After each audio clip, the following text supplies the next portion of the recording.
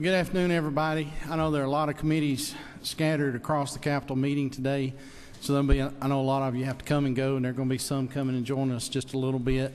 But in light of that, we do need to go ahead and roll pretty quickly and trying to get some of our business taken care of today.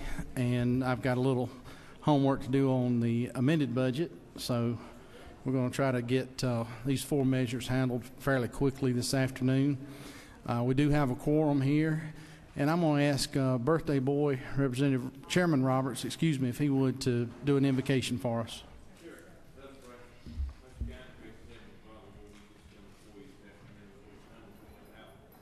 Lord, we pray that you be with us as we go throughout day to day doing your work, Lord. Lord, we pray that everything that we do down here will be pleasing unto you, Lord. Lord, we will give you all the glory. Amen. Thank you, sir.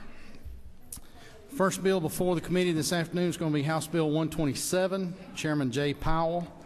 And Chairman Powell, we'll get the microphone turned on for you there, and you're good to go.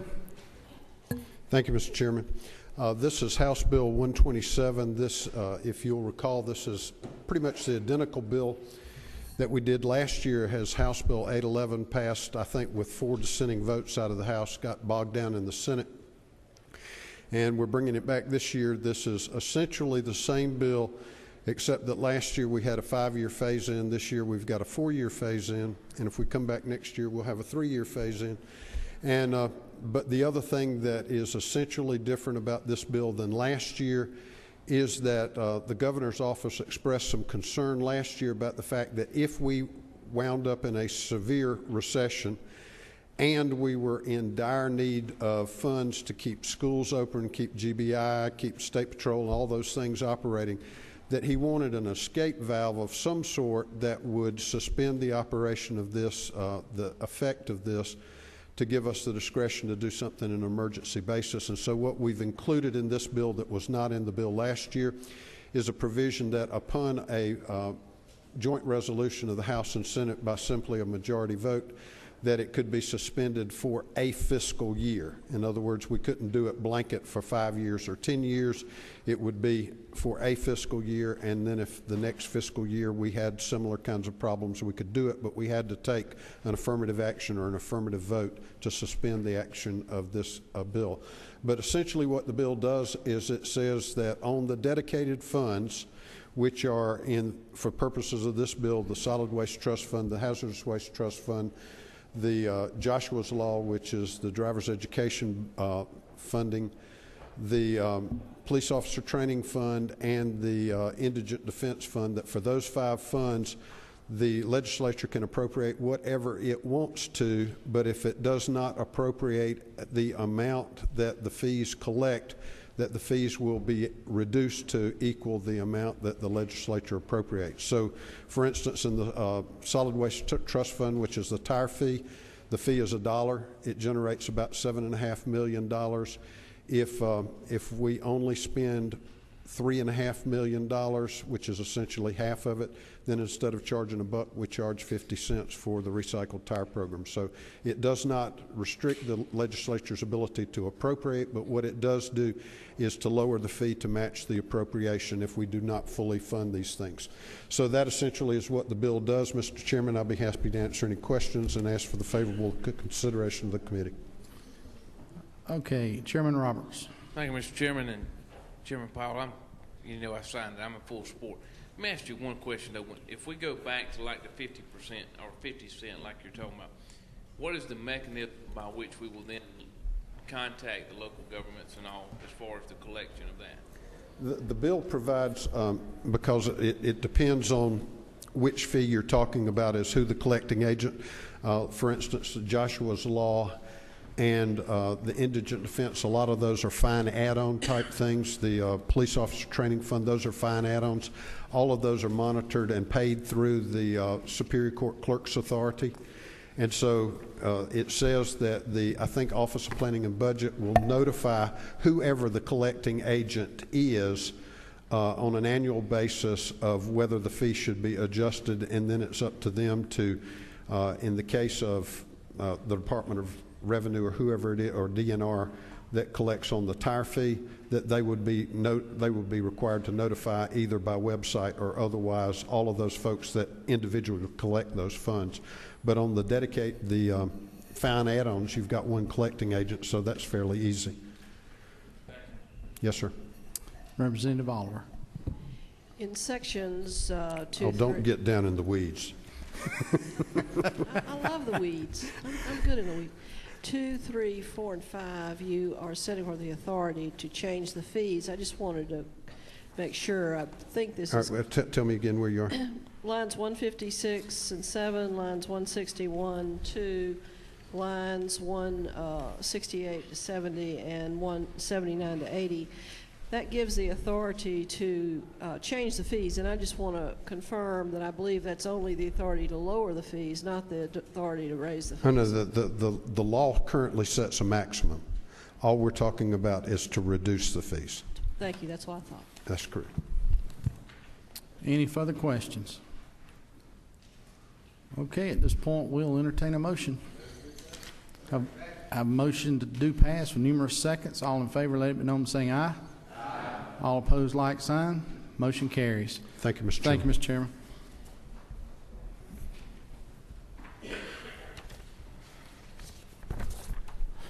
Next on our agenda is House Bill 45. Chairman Earhart. This is the carryover bill for Regents and TCSG, I believe. And Chairman Earhart, your microphone is on. Does everyone have that bill? That's what I thought. I do. The This copies I are think it's coming being right passed now. out. Sorry, that's why I was asking. I didn't have it either.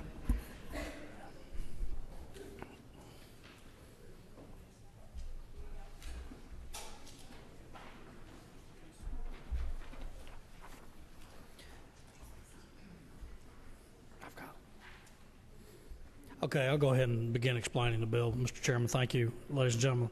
Committee, this is a bill that passed for the first time in 2003. This is something we've reauthorized every couple of years. This is the carry forward provisions for both TCSG and for the Regents. TCSG can carry forward about 15% or 15% of tuition, unexpended tuition revenue, and the Regents can carry forward 3%.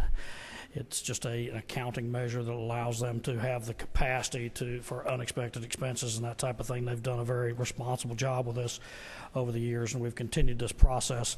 45 also continues the process of writing off uncollectible accounts receivable up to $3,000. And once you've expended every single resource to continue to try to collect those funds, there's no reason to continue to leave them on your books just like you would for your business. You finally have to write those accounts off, and we allow the Regents to do that. Mr. Chairman, that's pretty much what this does. It's fairly self-explanatory. Be more than happy to answer any questions. Okay, anybody have questions?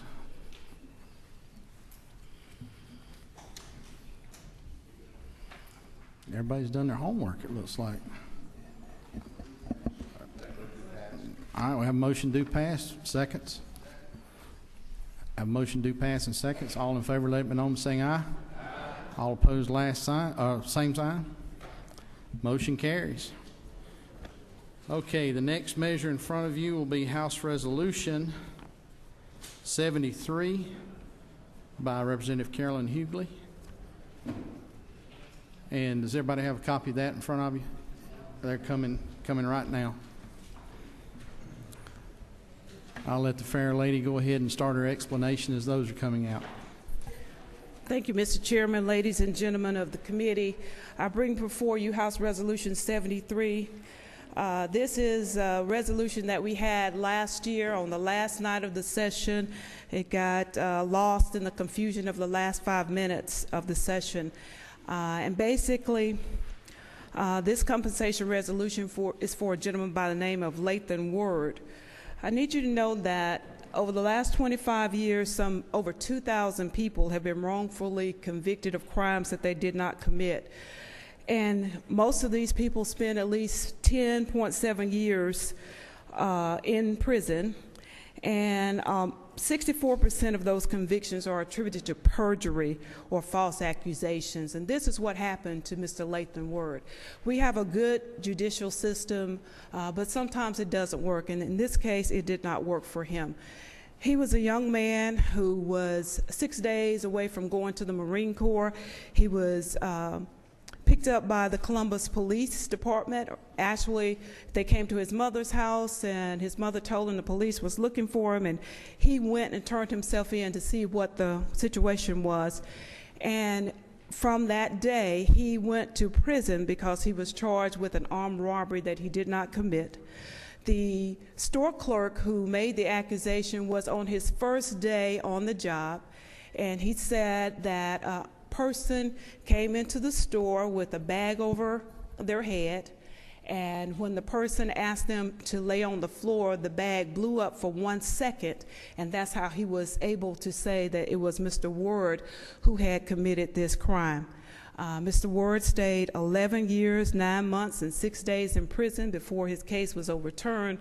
They asked him to make a plea bargain at that time, but he asked for a new trial, and at the new trial, the accuser was at this point a prisoner in our correction system. They brought him into court, and he told the judge that he made up the story because he was trying to get himself out of trouble with the police.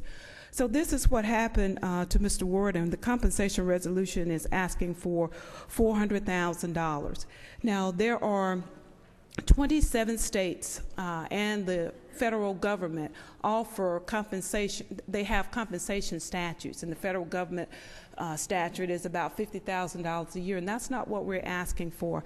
This compensation resolution is based on what Mr. Word would have earned if he had an opportunity to fulfill his dream of being a Marine, and if he had gone into the Marine Corps and served those 12 years as opposed to being incarcerated, and this is what we've come up with as the amount. And so we're asking for us to think about the fact that the right to liberty is the most fundamental right that we have in this society. And if that is taken away from us, we really can't put a dollar value on it. But all of the people involved in this case, the DA and the judge and the public defender, they're honorable people, but honorable people can sometimes make mistakes, and that's what happened in this particular case. And we've contacted all of the people involved, and they all agree that this compensation resolution should go forward because it is the right thing to do. We can't give anybody back the time between 18 and 30, which is the most precious time in our lives when we are starting our families, we're going to college. We are creating the foundation for our lives in that time period, and this young man was not allowed to do it. I admire him for his courage. I admire him for the fact that he never gave up on our system of justice, and he never gave up on the fact that he knew he was innocent, and he persevered. So we're asking for this compensation resolution to go forward to assist him in reestablishing his life. I do want to thank our chair for working with us on this, and the Speaker's office, because it took us from February to August of last year in order to get GCIC to expunge his record. Even when the court says you're not guilty, your record is not automatically expunged, and we had to go back and forth. They lost his records. They lost the application 3 times, and he has persevered through all of this, and he's simply asking for an opportunity to rebuild his life, and I hope you will help him do that. And I'll be happy to answer questions, Mr. Chairman. Any questions from the committee? Thank Seems you. that you explained it pretty well. Thank you. All right, we'll entertain a motion. Have a motion do pass. Do we have a second? A motion and a second. All those in favor, let it be known by saying aye.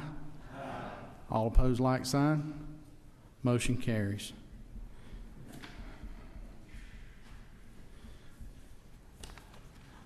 Next on our agenda, we're waiting for some copies on a substitute that for some reason got separated from the bill.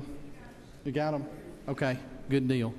House Resolution 107, and I'm going to ask Chair Lady Sheldon if she'll come forward and explain the resolution. They're going to be handing those subs out.